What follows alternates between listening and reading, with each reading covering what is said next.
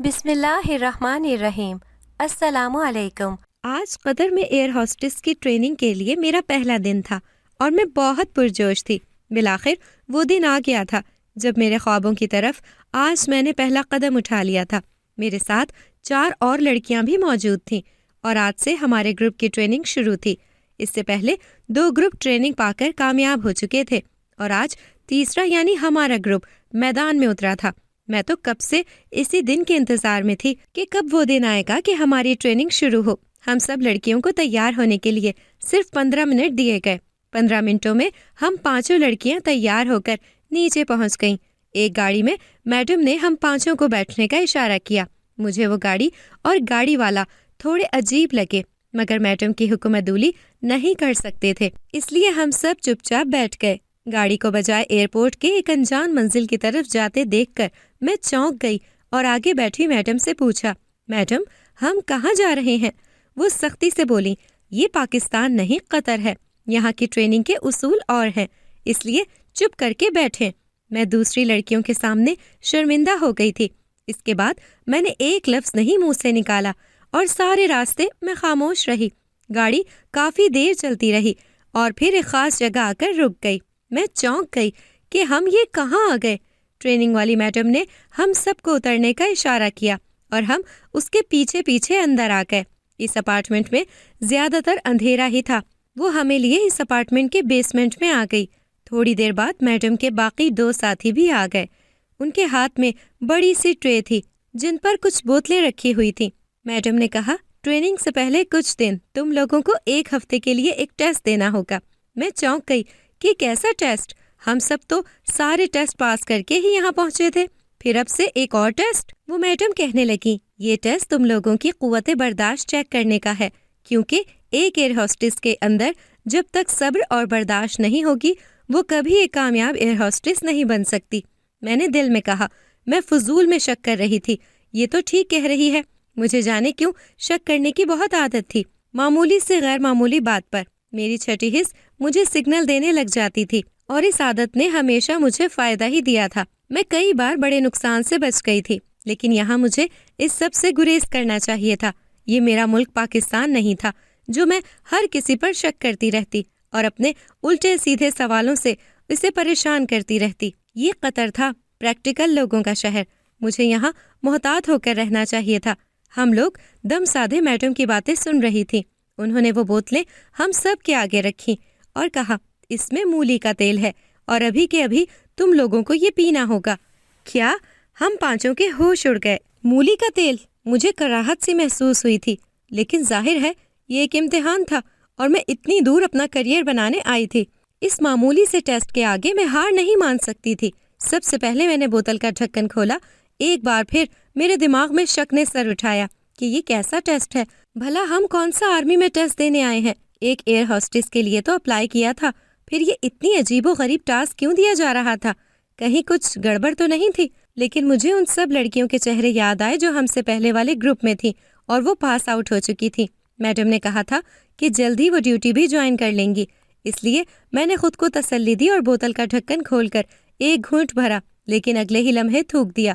یہ کیا تھا؟ اتنا کڑوا؟ میڈم مجھے یوں دیکھ کر غصے میں آ گئی اور بولی، اب اگر تم نے 1 منٹ کے اندر اندر یہ بوتل خالی نہیں کی تو میں تمہارا واپسی کا ٹکٹ کرا دوں گی۔ میں نے ڈر کے مارے ناک کو زور سے چٹکی میں دبا لیا اور ایک ہی گھونٹ میں سارا مایا اپنے اندر اڈیل لیا۔ میری دیکھا دیکھی باقی لڑکیاں بھی زبردستی کرتے ہوئے وہ پی گئیں۔ وہ پی کر سمجھ نہ آیا کہ دماغ کیوں گھوم رہا ہے۔ میں نے آنکھیں کھلی رکھنے کی کوشش کی مگر بند ہوئے جا رہی تھیں۔ جانے اس کڑوے مولی کے تیل میں ایسا کیا تھا کہ مجھے لگ رہا تھا کہ زمین میرے آگے گھوم رہی ہے۔ میں شاید کچھ ہی دیر میں گر جاتی مگر میڈم نے اپنے ملازموں کو اشارہ کیا اور کہا، ان لڑکیوں کو اندھیرے کمرے میں چھوڑاؤ، اور ساتھ ہی وہ کچھ اور بھی کہہ رہی تھیں مگر میں سننے سے پہلے ہی ہوش و حواس سے بیگانہ ہو گئی تھی۔ پاکستان سے آئی غریب لڑکی جو قطر میں ایئر ہوسٹس بننے آئی تھی، اب غیروں کے دیس میں غیروں کے رحم و کرم پر تھی۔ میرا نام عروہ ہے اور میں نے ایک غریب گھر میں آنکھ کھولی تھی۔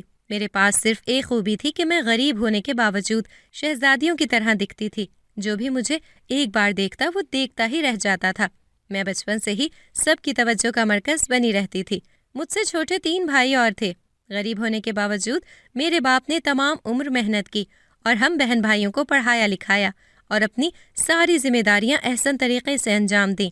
میرے باپ نے بڑی اولاد ہونے کے ناطے میرے خوب ناز نخرے اٹھائے اور شہزادیوں کی طرح میری پرورش کی۔ میں نے گریجویشن کیا ہی تھا کہ ایک دن میرے باپ کو فالج ہو گیا۔ وہ بستر پر پڑ گئے اور سارے گھر کی ذمہ داری مجھ پر آ گئی۔ میں نے ایک پرائیویٹ اسکول میں نوکری کر لی، مگر خرچے بہت تھے اور تنخواہ بہت کم۔ میری ایک کلیگ تھی، رشنا نام تھا اس کا، وہ ایک انگلش کورس کر رہی تھی۔ مجھے کہنے لگی کہ میں یہ کورس کر کے ملک سے باہر چلی جاؤں گی، وہاں تو پیسہ ہی پیسہ ہے، تم بھی باہر کے ملک میں کوئی نوکری تلاش کرنی شروع کر دو، تم تو خوبصورت ہو، پڑھی لکھی ہو، تمہیں تو باہر کوئی بھی جاب مل جائے گی۔ میرا ایئر ہوسٹس بننے کا بہت شوق تھا۔ میں اپنے گھر والوں کو کہتی تھی کہ میں ایئر ہوسٹس بنوں گی، کوئی مجھے نہ روکے، کیونکہ ہمارے خاندان کا ماحول کافی تنگ تھا۔ ابا مجھے کہتے میری شہزادی بیٹی جو بننا چاہے بن لے، مجھے کوئی اعتراض نہیں ہوگا، میں اپنی بیٹی کے لیے سارے خاندان سے لڑ جاؤں گا۔ مگر حالات نے میرے باپ کو موقع ہی نہیں دیا۔ میرے باپ کے علاج کو بہت پیسہ چاہیے تھا، اس لیے میں اپنی دوست کی باتیں سن کر سوچنے لگی کہ مجھے ملک سے باہر جانا چاہیے تاکہ وہاں سے پیسے ماں کو بھیج سکوں اور یہاں ابا کا اچھے سے علاج ہو جائے۔ اسی مقصد سے میں نے سوشل میڈیا پر نوکریوں کے اشتہار دیکھنے شروع کر دیے۔ میری کولیگ ملک سے باہر چلی گئی تھی اور اسے ایک بہت اچھی نوکری مل بھی گئی تھی۔ اس کی دیکھا دیکھی میرے دل میں بھی خواہش پیدا ہونے لگی کہ میں بھی اپنی آمدنی بڑھانے کے ذرائع پر غور کر سکوں۔ ابا کا علاج، گھر کے خرچے اور چھوٹے بہن بھائیوں کی تعلیم کے اخراجات، ان سب سوچوں نے مجھے پاگل کیے رکھا تھا۔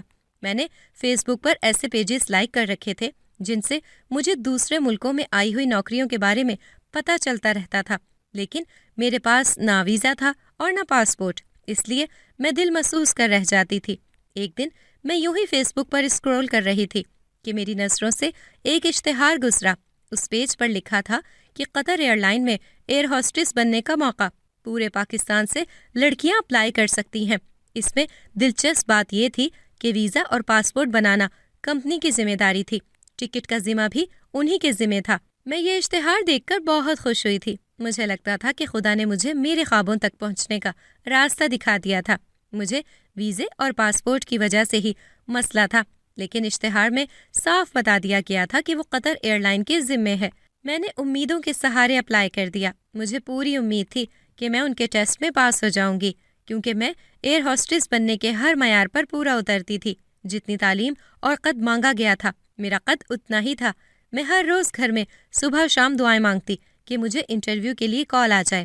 آخر میری دعائیں منظور ہو گئیں، مجھے انٹرویو کے لیے کال آ گئی۔ ایئر لائن کو مختلف ملکوں سے لڑکیاں چاہیے تھیں اور پاکستان سے صرف 3 لڑکیاں چاہیے تھیں، اور ہزاروں نے اپلائی کیا ہوا تھا، اور انٹرویو کے لیے 200 لڑکیاں آئی تھیں۔ اتنی لڑکیوں کو دیکھ کر بھی میرا اعتماد متزلزل نہ ہوا، کیونکہ ان میں کوئی بھی لڑکی خوبصورتی کے معیار پر مجھ جیسی نہ اترتی تھی، سوائے ایک لڑکی کے۔ اس لڑکی کو میں نے غور سے دیکھا، وہ اتنی حسین تھی کہ پاکستانی لگتی ہی نہ تھی۔ مجھے اسے دیکھ کر بے چینی ہو گئی، مگر پھر سوچا کہ ان کو 3 لڑکیاں چاہیے، ایک تو میں ضرور ہوں گی۔ میں نے دعائیں کرنی شروع کر دی۔ میرا انٹرویو ہوا اور بہت اچھا ہوا۔ میں نے بہت پر اعتمادی سے جواب دیے۔ تقریباً 2 ہفتوں بعد مجھے کمپنی کی طرف سے کال آئی کہ قطر ایئر لائن نے مجھے سلیکٹ کر لیا ہے، اب میں وہاں جا کر ایئر ہوسٹس بن سکتی تھی۔ ایک تو یہ نوکری ملک سے باہر تھی اور تھی بھی میری پسند کی، اسی لیے میں جلد سے جلد پرواز بھرنا چاہتی تھی۔ آخر میرا ویزا اور پاسپورٹ بن گیا۔ میرے علاوہ 2 اور لڑکیاں تھیں، اور ایک وہی لڑکی تھی جس کے بارے میں مجھے یقین تھا کہ وہ ضرور کامیاب ہوگی۔ اس کا نام سارا اور دوسری لڑکی کا نام سدرا تھا۔ ہم تینوں ایئرپورٹ پر پہنچی تو وہاں پہلے سے ایک نمائندہ ہمیں لینے کے لیے کھڑا تھا۔ ہم تینوں کی خوشی کا کوئی ٹھکانہ نہیں تھا۔ ہمارا خیال تھا کہ ہمیں ایک ہوٹل میں لے جایا جائے گا، مگر ہم ایک اونچی اور عظیم الشان بلڈنگ کے ایک بڑے سے اپارٹمنٹ میں چلے گئے۔ وہاں جا کر دیکھا تو اور بھی کافی لڑکیاں تھیں جو زیادہ تر انڈیا اور بنگلہ دیش سے آئی تھیں۔ قطر نے اس بار ایشیا کی لڑکیوں کو موقع دیا تھا۔ ہم وہاں 10 لڑکیاں تھیں۔ ہمیں کہا گیا کہ ہم تب تک یہاں ہی رہیں گی جب تک باقی لڑکیاں نہیں آ جاتی۔ جیسے ہی سب لڑکیاں آ جائیں گی تو ٹریننگ کا باقاعدہ آغاز کر دیا جائے گا۔ نہ جانے کیوں میرا دل کچھ عجیب سے وہم پال رہا تھا کہ ہمیں یہاں رکھنے کا کیا مقصد تھا۔ میرے ساتھ آئی ہوئی سدرا بھی میری طرح ڈری ہوئی تھی، لیکن سارا بڑے آرام و سکون سے تھی۔ کہنے لگی، میں یہ بلڈنگ گھومنے جا رہی ہوں، تم لوگ چلو گے؟ میرا دھیان ابھی صرف اس بات پر تھا کہ یہ ہمارے گھر والوں سے ہماری بات کب کروائیں گے، کیونکہ یہاں آتے ہی موبائلز لے لیے گئے تھے۔ ہمیں کہا گیا تھا کہ ٹریننگ کے دوران ہمیں موبائل فون کی اجازت نہیں ہوگی۔ جب ہم ایئر ہوسٹس بن جائیں گی تو ہمیں تمام بہترین سہولیات مہیا کی جائیں گی۔ اس اصول سے تو ہم بھی واقف تھے، اس لیے کسی کو اعتراض نہ ہوا۔ بس یہ فکر تھی کہ یہاں پہنچنے کی اطلاع گھر والوں کو دینی ہے۔ کچھ دیر بعد ہم سب کی ہمارے گھر والوں سے بات کروا دی گئی۔ اگلے دن بھی 5 لڑکیاں آئی تھیں۔ اب ہم 15 لڑکیاں ہو چکی تھیں، اس لیے اگلے دن ہی ہم سب کو ایک اور جگہ شفٹ کر دیا گیا، جہاں ہمیں پہلے دن قطر ایئر لائن میں ایک لیکچر دیا گیا۔ میں تو اپنے کام سے کام رکھتی تھی، لیکن سارا کی کوشش تھی کہ سبھی لڑکیوں سے اس کی دوستی ہو جائے۔ اور تو اور ہم جس جگہ تھے وہاں کے گارڈ سے بھی وہ اکثر ہنس ہنس کر باتیں کر رہی ہوتی تھی۔ ایک دن لیکچر دینے کے بعد پھر 2 دن ویسے ہی گزر گئے۔ ہم سب سے کہا گیا تھا کہ لیکچر میں جو کچھ بتایا گیا ہے وہ ہم سے پوچھا جائے گا، اس لیے میں نے تو اچھے سے تیاری کر لی تھی۔ اگلے دن 5 لڑکیاں منتخب کی گئیں۔ کہا گیا کہ یہ 5 پہلے تربیت پائیں گی، پھر اس کے بعد دوسرے گروپ کی باری آئے گی۔ ہم 15 لڑکیوں کے 3 گروپ بنائے گئے تھے اور ہم پاکستانی لڑکیاں تیسرے گروپ میں تھی۔ مجھے سمجھ نہیں آ رہا تھا کہ یہ کیا بات ہوئی کہ ہم سب لڑکیاں ہی یہاں ایئر ہوسٹس بننے آئی ہیں، پھر یہ گروپس بنا کر ہماری ٹریننگ کیوں کروا رہے ہیں۔ سارا نے مجھے سمجھایا کہ یہ ہمارا ملک نہیں ہے، ایسا ان کے خلاف مت بولو۔ پتہ نہیں کس نے کس انداز میں یہ بات ٹرینرز تک پہنچائی تھی کہ ہماری میڈم مجھ پر برس پڑی اور کہنے لگی، اگر تمہیں ہم پر اتنا ہی شک ہے اور تمہیں ایئر ہوسٹس نہیں بننا تو اپنے ملک واپس جا سکتی ہو۔ میں بہت بے عزتی کروا کر واپس آئی۔ مجھے نہیں پتا تھا کہ ان کو ہمارے اندر کی باتیں بھی پتہ چل جائیں گی۔ سارا نے کہا، میں نے تو تمہیں پہلے ہی سمجھایا تھا، اگر ایسا کرو گی تو یہ لوگ تمہیں ڈیپورٹ کر دیں گے۔ یہاں ان ساری لڑکیوں میں کوئی 1-2 لڑکی ایسی ضرور ہے جو یہاں کی خبریں انہیں دیتی ہے، اس لیے محتاط رہو۔ میں نے دل میں کہا، کیا پتا وہ لڑکی تم ہی ہو جو سب کچھ انہیں بتاتی ہے۔ سارا کی حرکتیں بہت عجیب تھیں، وہ ان کے آگے پیچھے پھرتی تھی۔ یہی وجہ تھی کہ اسے تیسرے گروپ سے نکال کر پہلے گروپ میں شامل کر لیا گیا تھا، جن کی ٹریننگ کچھ ہی دنوں میں شروع ہو جاتی۔ میں بہت تجسس میں تھی کہ آخر اس سے پہلے والے گروپ کی لڑکیوں کی ٹریننگ ہم سے چھپا کر اور کسی اور جگہ پر کیوں ہو رہی ہے۔ 1 ہفتے بعد وہ واپس آئیں تو میں نے سارا سے پوچھا، پلیز مجھے بتاؤ کہ ٹریننگ میں کیا ہو رہا ہے۔ وہ میری طرف جھک کر راز سے کہنے لگی، میں تمہیں بتا دیتی ہوں، مگر تم کسی اور کو نہیں بتانا۔ میں نے کہا، ہاں مجھے بتاؤ، میں کسی کو نہیں بتاؤں گی۔ مجھے تجسس ہو رہا تھا کہ آخر وہاں ایسی کیا خاص ٹریننگ کروائی جا رہی ہے جو دوسری لڑکیوں کو بتانے سے منع کیا گیا تھا۔ اس سے پہلے کہ وہ مجھے بتاتی، اچانک اس کے لباس میں تھر تھراہٹ سی محسوس ہوئی۔ میں نے شک کی نظروں سے اسے دیکھا تو وہ جلدی سے گھبرا کر اٹھ گئی۔ مجھے ایسا لگا تھا کہ جیسے اس نے اپنے لباس میں موبائل چھپایا ہوا ہے، مگر کیسے؟ یہاں تو بہت سختی تھی اور موبائل فونز کی قطعی اجازت ہی نہیں تھی۔ اس کے پاس بھی موبائل نہیں ہو سکتا تھا، لیکن جس طرح کی تھر تھراہٹ سنائی دی تھی وہ موبائل کی ہی تھی، اور جس طرح وہ میرے پاس سے اٹھ کر بھاگی تھی، یقیناً دال میں کچھ کالا تھا۔ میں کچھ سوچتے ہوئے اس کے پیچھے واش روم میں چلی گئی، کیونکہ وہ اسی طرف بھاگی تھی۔ میں نے دروازے سے کان لگا دیے جس واش روم میں وہ گئی تھی، مگر مجھے ہلکی ہلکی آواز ہی آئی تھی۔ وہ کس سے کیا بات کر رہی تھی میں سمجھ نہیں پا رہی تھی۔ اچانک دروازہ کھلا اور میں ایک دم پیچھے ہٹی۔ وہ مجھے اپنے سامنے یوں دیکھ کر بولی، تم میری جاسوسی کر رہی ہو؟ میں نے کہا، میں کسی سے کچھ نہیں کہوں گی، بس تم میری بھی بات میرے ابا اماں سے کروا دو۔ کہنے لگی، اب تم جس کو چاہے بتا دو، کیونکہ اب کوئی فرق نہیں پڑتا۔ میرا پیپر ورک سارا مکمل ہو گیا ہے اور بہت جلد میں ڈیوٹی جوائن کر لوں گی۔ بہرحال اس نے میری بات میرے ماں باپ سے کروا دی تھی۔ میرے خیال سے اس کو موبائل اس گارڈ نے لا کر ہی دیا ہوگا۔ سارا ایک خوبصورت لڑکی تھی اور جلد ہی ایئر ہوسٹس بننے والی تھی، پھر جانے اس گارڈ کے پیچھے کیوں پڑی تھی۔ میرا خیال تھا کہ اس گارڈ نے ہی چکر چلا کر سارا کو اپنے قابو میں کر لیا ہوگا۔ ایک رات اچانک میری آنکھ کھلی تو میں نے نوٹ کیا کہ سارا میرے برابر میں نہیں ہے۔ میں حیران ہوئی کہ رات کے اس پہر وہ کہاں تھی۔ میں آنکھیں ملتے ہوئے کمرے سے باہر نکلنے لگی تو سامنے کے منظر نے مجھے چونکا دیا۔ وہ دونوں باہر سے آ رہے تھے۔ سارا نے آہستگی سے دروازہ بند کیا اور اس گارڈ کے گلے لگ کر واپس کمرے میں آنے لگی۔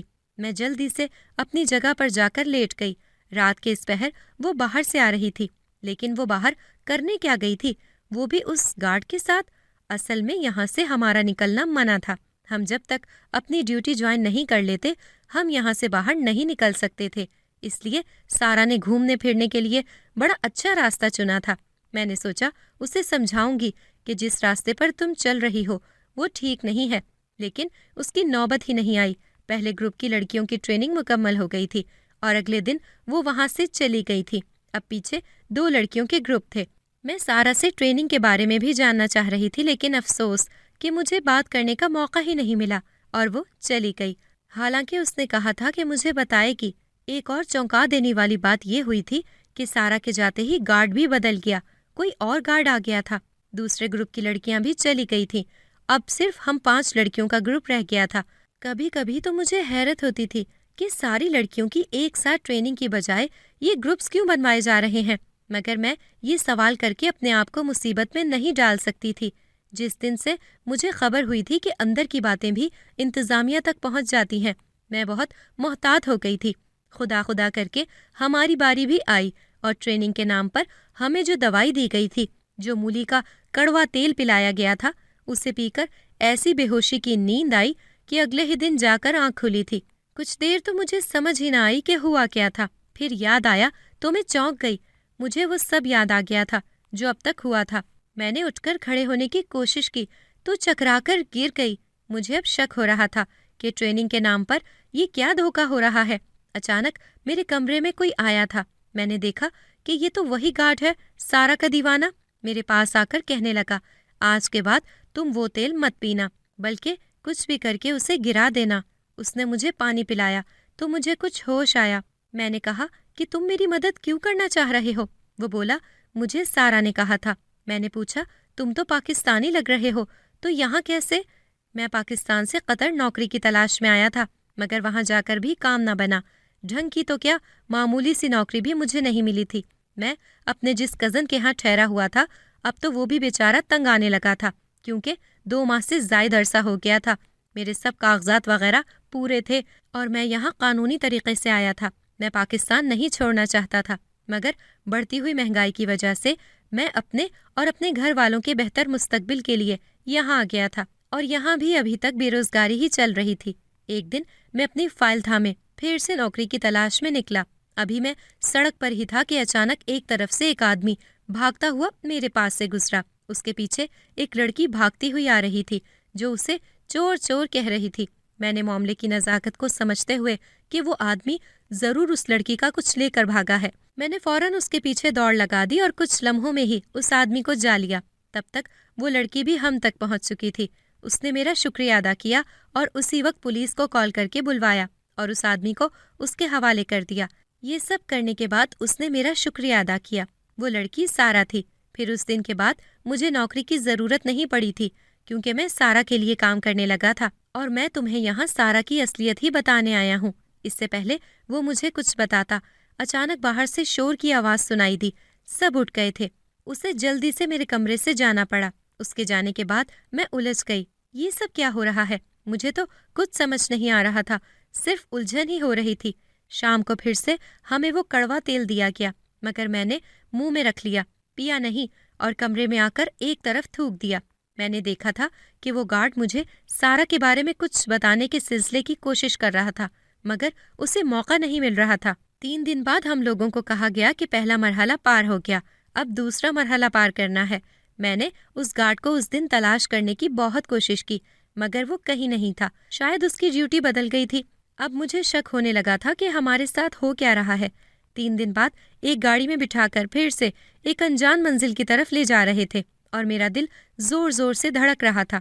مجھے لگ رہا تھا جیسے ہمارے ساتھ کچھ غلط ہونے والا ہے۔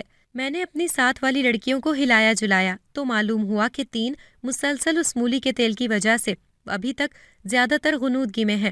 میں نے انہیں ہوش میں رہنے کو کہا، مگر 2 منٹ بعد ہی وہ پھر سے لڑک جاتی۔ میں اکیلی کیا کرتی؟ اس صورت میں اگر ہمارے ساتھ کچھ الٹا سیدھا ہوتا تو میں ایک لڑکی ہونے کے ناطے کہاں تک بچ سکتی تھی؟ گاڑی کی سپیڈ ایک دم ہی بہت تیز ہو گئی۔ میرے تو ہوش اڑ گئے۔ میرے خدشات سچ ثابت ہو رہے تھے۔ گاڑی ایک محل نما گھر کے آگے رک گئی تھی۔ میں نے بھی جلدی سے ان لڑکیوں کی طرح नीम गनूदगी में होने का नाटक किया। हमें 3-4 आदमियों ने बाजुओं से पकड़कर बाहर निकाला और मैडम की सरबराही में हमको घसीटते हुए अंदर ले जाने लगे। अंदर गए तो देखा 2-3 अरबी शेख बैठे सिगार पी रहे थे। हम सबको उसके पास पड़े सोफे पर ढेर कर दिया गया। वो मैडम उस अरबी से बात करने लगी। उनकी बातों से मुझे अंदाजा हुआ कि ये हम 5 लड़कियों को इस अरबी शेख के हरम का हिस्सा बनाने आई है। वो कहने लगी, इनको रोज बेहोशी वाली दवा पिलाती रही हूँ, अभी भी ये होश में नहीं है, वैसी ही है जैसी हालत में आपने कहा था। शेख जोर जोर से हंसने लगा था। थोड़ी देर बाद जब मामला तय पा गए और वो उसको पैसों से भरा हुआ ब्रीफ केस देने लगा तो ऐन उस लम्हे मेरे दिमाग ने काम किया, क्योंकि हमारी तरफ कोई मुतवज्जा नहीं था। मैंने पास खड़े गार्ड की पैंट में अरसी पिस्टल निकाल ली और उन सब की तरफ तान ली। एकदम वहाँ मौजूद सारे गार्ड्स ने अपनी पिस्तौलों का रुख मेरी तरफ कर दिया। मैंने उस औरत को निशाना बनाते हुए कहा, हमारे पासपोर्ट्स कहाँ हैं? क्योंकि हमारे एयरपोर्ट से उतरते ही हम सब से ले लिए गए थे। अभी मैं उसके साथ बात कर ही रही थी कि अचानक से उस शेख ने चालाकी दिखाई और भागकर मेरे हाथ से पिस्तौल छीन लिया। बाजी एक बार फिर उनके हाथ हो चुकी थी। मैंने बेबसी से कहा, हमने तुम्हारा क्या बिगाड़ा है? हमें हमारे मुल्क जाने दो। उस औरत ने हमारे मुंह पर थप्पड़ मारा और कहा, इतनी लंबी प्लानिंग और इतना पैसा खर्च करके मैं यहाँ इसलिए तुम्हें नहीं लाई कि आज़ाद कर दूं, बल्कि मैं तो तुम लोगों को यहाँ शेख साहब के पास छोड़कर जा रही हूँ। ये तुम 5 को अपने निकाह में ले लेंगे और तुम लोग हमेशा यहाँ कैद ही रहोगी। अब अपने मुल्क जाने का ख्वाब छोड़ दो। मैं बुरी तरह चकरा कर रह गई। ये मेरे लालच की सज़ा थी। बगैर तस्दीक किए यहाँ आ गई, बल्कि सिर्फ मैं ही नहीं और लड़कियाँ भी तो यहाँ आई थी। तो क्या सबके साथ धोखा हुआ है? वो कहने लगी, हाँ, पहले वाली लड़कियों को तो हम उनके ठिकाने पर पहुँचा चुके हैं, सिर्फ तुम 5 लड़कियों का ग्रुप रह गया है। आज तुम लोगों को भी हवाले कर दिया। अब मैं चलती हूँ। वो बैग उठाकर जाने ही लगी थी कि अचानक सामने से आवाज़ आई, इतनी जल्दी भी क्या है मैडम? मैंने सामने देखा तो दंग रह गई। सामने सारा खड़ी थी, लेकिन उसके साथ काफ़ी आदमी थे और सबके हाथ में गन्स थी। वो मैडम सारा को देखकर हक्का बक्का रह गई। कहने लगी, तुमको तो मैंने बेच दिया था ना, तुम यहाँ कैसे? कहने लगी, मुझसे मिलो, मैं हूँ सारा फ्रॉम कतर पुलिस फोर्स। काफ़ी अरसे से खबर मिल रही थी कि बहुत से ग्रोह सरगर्म हो गए हैं जो दूसरे मुल्कों से लड़कियां लाते हैं, उन्हें नौकरी का लालच देकर यहाँ कतर लाती हैं, फिर उन्हें बेहोशी वाली दवाएं खिलाकर उनको कमज़ोर कर देती हैं ताकि वो मुदाफ़त ना कर सकें। इसलिए इस गैंग को पकड़ने के लिए पुलिस ने एक मंसूबा बनाया ताकि पता लगाया जा सके कि आखिर इस घिनौने काम में कौन कौन मुलव्विस है। बस फिर मैं एक पाकिस्तानी लड़की बनकर तुम लोगों के अंदर घुसी और सारी मालूमात अपने साथियों को देती रही। तुमने पिछले 2 ग्रुप जो लड़कियों के बेचे थे वो हम बाजियाब करवा चुके हैं। आज बस इस शेख को और तुमको रंगे हाथों पकड़ना था, इसलिए मैं इतने दिनों से चुपचाप तमाशा देखती रही। उसने अपने साथियों को आगे बढ़ने और उन्हें गिरफ्तार करने का इशारा किया। उस औरत को यकीन नहीं आ रहा था कि वो पकड़ी गई है और जीती हुई बाजी हार गई है। मैंने सारा का शुक्रिया अदा किया। कहने लगी, गरीब लड़कियां लालच में आकर ऐसे फ्रॉड्स का शिकार होती हैं और फिर उनकी सारी जिंदगी यहीं कैद खाने में गुजर जाती है। छानबीन करके फिर किसी पर भरोसा करना चाहिए। बहुत जल्द कतरी हुकूमत ने हमें वापस भिजवा दिया। ये मेरी जिंदगी का एक तल्ख तजर्बा था। मेरी इज्जत और जान बाल बाल बची थी। अगर आपको हमारी आज की कहानी पसंद आई है तो इसे लाइक करें, शेयर करें और चैनल को सब्सक्राइब करना मत भूलिएगा ताकि आपको हर नई आने वाली वीडियो का नोटिफिकेशन बर वक्त मिलता रहे।